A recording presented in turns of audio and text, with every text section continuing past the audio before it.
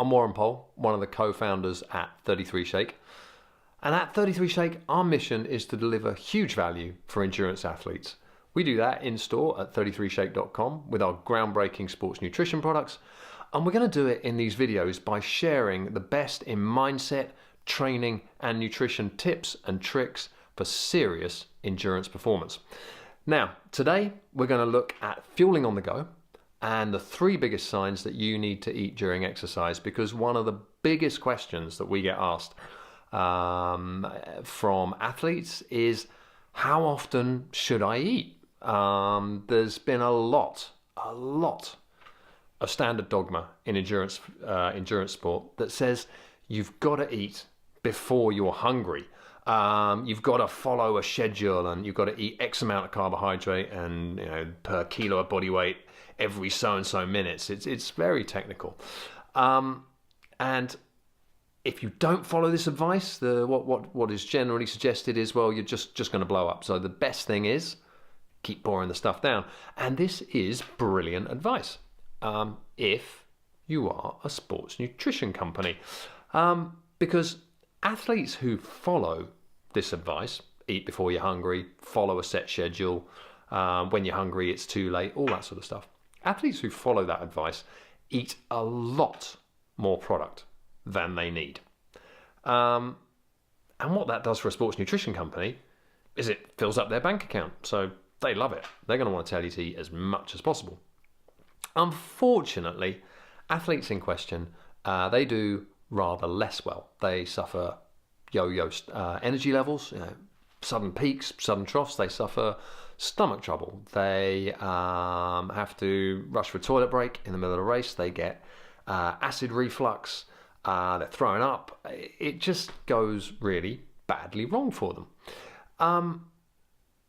Basically, what they're doing is force feeding themselves. And if we go back to Roman times, sort of gluttony and all that stuff, when people force fed themselves, well, they end up throwing up. It's kind of what happens.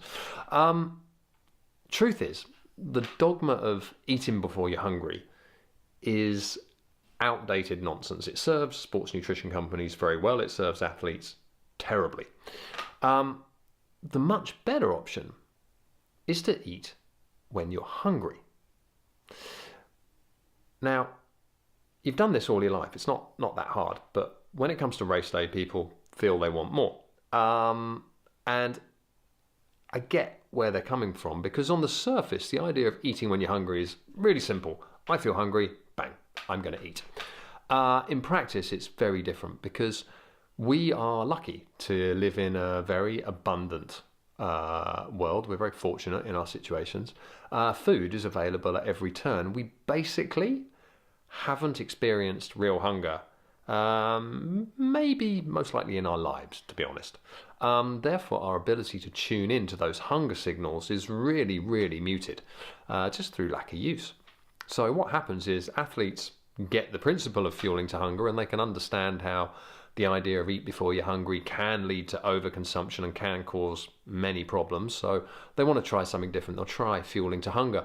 What can often happen, however, is because their ability to tune into these hunger signals is so muted, just through lack of use, what then happens is they don't pick up on any of the signs during exercise that they are hungry, until the body is going absolute screaming la la bonkers, DEFCON 5, setting off every alarm it can find, and finally they go, oh, I'm hungry. Now by this stage it is too late. The only way, you're definitely going to bonk, and the only way you're going to pull that back is through gradually refueling and slowing down. So in a race situation, that's not going to be good. Athletes who go through this then often, unfortunately, decide fueling to hunger, no, doesn't work. And they go back to force feeding themselves with the idea that, well, it may be disgusting, I may hate it, I may feel sick, but heck, at least I won't blow up. So, if you really want to successfully fuel to hunger, you need to be able to catch those warning signs long time before they get critical. So to look at that, what we are going to look at in this video, so to help develop that skill, what we are going to look at here is the 3 biggest signs that you need to eat something while you're training or racing. Now, the first one is mental fog. Any sort of confusion. It could be wondering, you forget why you're here, why you've decided to do this, you've forgotten to look at your watch, you're drifting off pace, if you're meant to be monitoring your splits, you've gone way off with them, you can't remember what checkpoint's next, doesn't matter. Any sort of mental fog coming in. And also, let's add to that, random anger, okay? If you're getting angry, at, I don't know, course directors or other competitors, or that last kindly spectator who said, "Not far now," this is a good sign that your brain is getting pretty low on fuel. Now, the brain may only account for 2% of our body mass, but it uses 20% of our energy.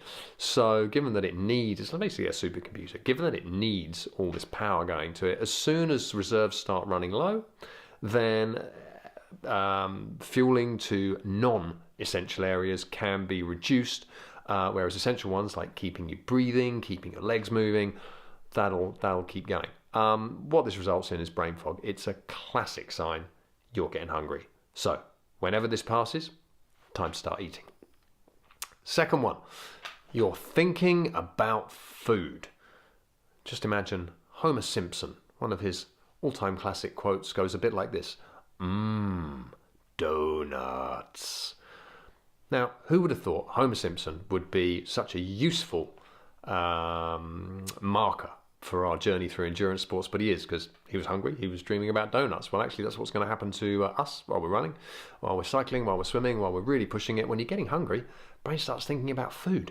And as soon as those thoughts of food start popping into your head, that's a surefire sign. It's time to eat. Now, we can take this a little bit further.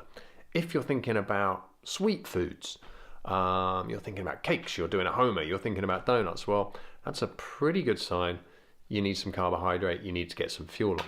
But if you're thinking about salty, savoury foods, whether it's cheese sandwiches, Marmite on toast, eggs on toast, pizza, whatever your go-to savouries are, well, that's a pretty good sign that you might need to get some salts on board. So why not look at getting some, some salted peanuts in, or maybe bananas. They've got a good amount of potassium in them. You're going to need to get that electrolyte balance going again.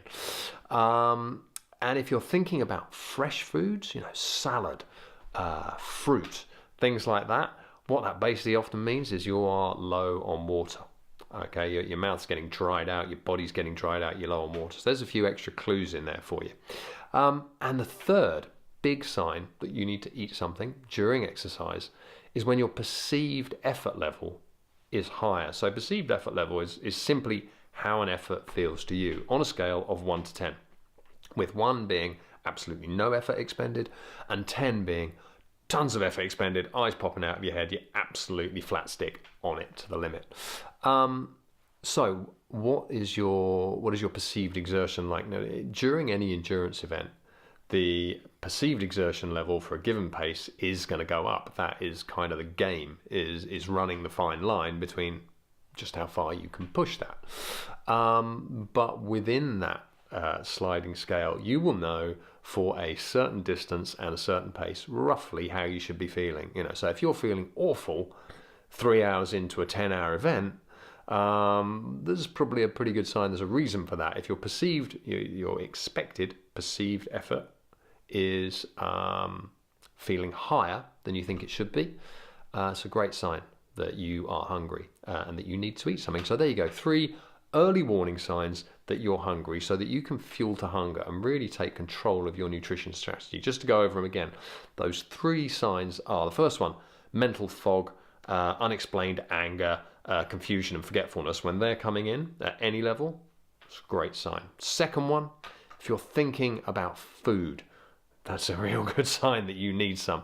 And remember, when you're thinking sweet, that often means you need to just get some straight fuel in. When you're thinking salty, that can often mean you need some electrolytes too. When you're thinking about fresh food like salads and fruits, that's a good sign that you're low on water. So there's a few extras in there for you. And the last one, the third big sign, your perceived effort is higher for a given pace. If it feels harder than it should be, often great sign you need to eat.